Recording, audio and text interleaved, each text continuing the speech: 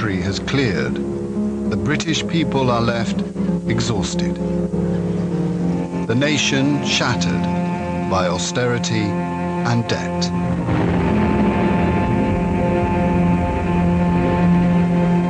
The prestige and ideals of empire are fading.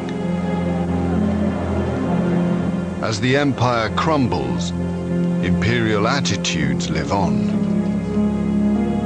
Britain and her empire must confront the legacy of intolerance, paternalism, and prejudice. Most of us are white in the head, but feel black inside. We aren't black or white. We are a lonely, lost, sad, and displaced group of people. Come and integrate, you say. But how can I? What is there in my culture you value? We were told England was the greatest country in the world. We came here, and to our surprise, found you wouldn't accept us.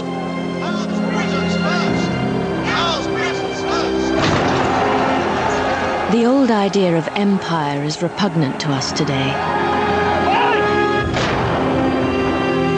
But the colonies are a legacy which we inherited and which cannot just be thrown off.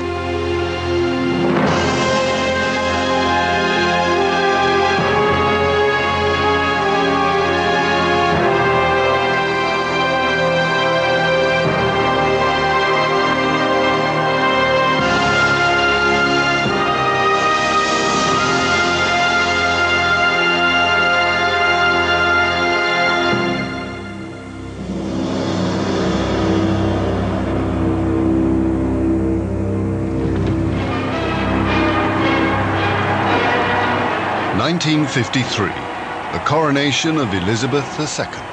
Her Majesty coming now under the Admiralty Arch, coming into the square, and the crowd receives them as only a British crowd in London could. Although imperial in its symbols and splendor, the event heralds a new multiracial Commonwealth of Nations. In 1949, India had become the first non-white republic within the Commonwealth. Amidst the coronation procession, India's Prime Minister, Jawaharlal Nehru. I think the development of the Commonwealth is of great significance. This kind of free association of countries with different interests, different outlooks, trying to understand each other is a very great thing. But life in post-war Britain is hard. People are struggling to rebuild their lives. Housing and jobs are scarce. Wartime rationing continues. In a letter to the Daily Worker, Mary Mullender. I am fed right up to the teeth when I do my shopping. I've got just enough money to get my bare rations. We should cut down on coronation spending and on the armed forces. Why should working people suffer?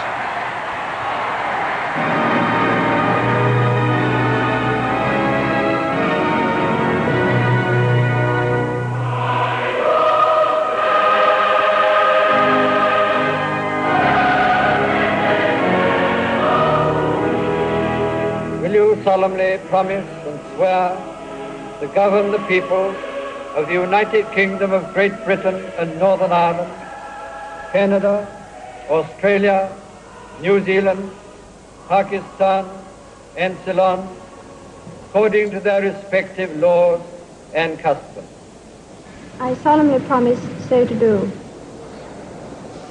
No longer Empress, the Queen is crowned head of a Commonwealth of Nations.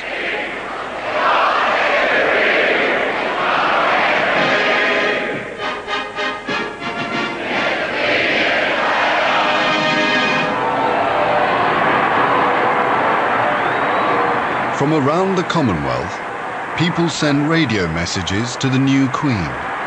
I am Haji Jamil from Singapore. From Nigeria, I do congratulate you on the occasion of your coronation. In the West Indies. From Sarawak, Borneo. On behalf of the youth of India, I beg to bestow my heartiest congratulations. On behalf of the entire 7 million Africans of Tanganyika. Felicitations and good wishes of the people of Pakistan. Biff Cottrell from Hawke's Bay, New Zealand. And I come from Tristan da Cunha.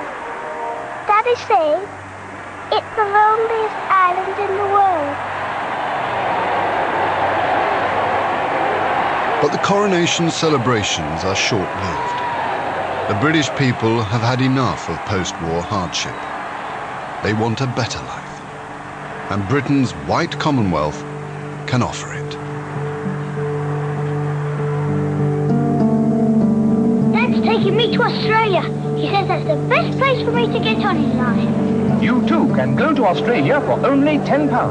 Australian advertisements tempt Britain's workers to emigrate. I want to talk to you about immigration. An underpopulated Australia fears encroachment from its Asian neighbours. British workers are offered passage for just £10. Australian Minister for Immigration, Arthur Caldwell. It is my hope that for every foreign migrant, there will be 10 from the United Kingdom. These millions of new citizens will push back our frontiers, expand our industries, and build us into a powerful nation. Thousands of disillusioned Britons apply for the £10 scheme. A foundry worker in Wales. I've decided to make a move. I'm only working a 44-hour week just now, with no overtime or bonus. So really, it's a hand-to-mouth existence. I'm a young man yet, and good for another 20 years' work out there. A young mother from Newcastle. The children will have a better chance. There's no class distinction. Accent has nothing to do with it. What their mother and father were will not stop them getting on out there, if they've got a brain.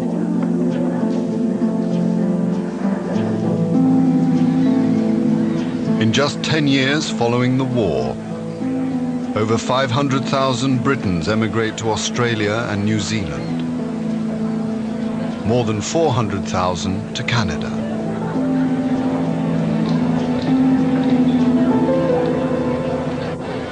On board the liner Asturias, a ship steward.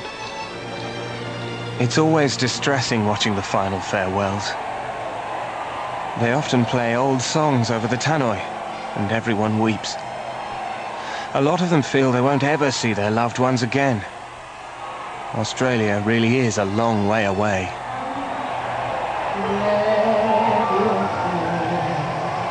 And get your hands, leave your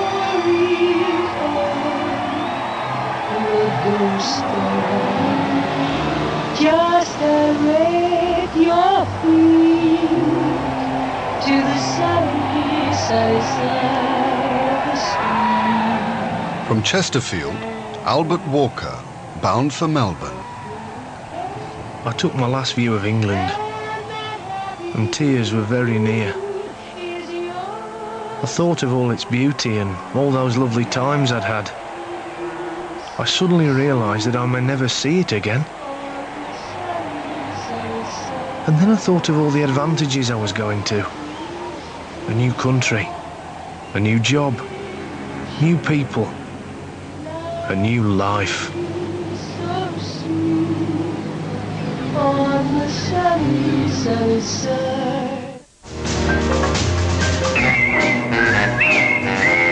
Why am I happy? Why am I gay? Me and my baby just moved out today to Happiness Street, Corner Sunshine Square.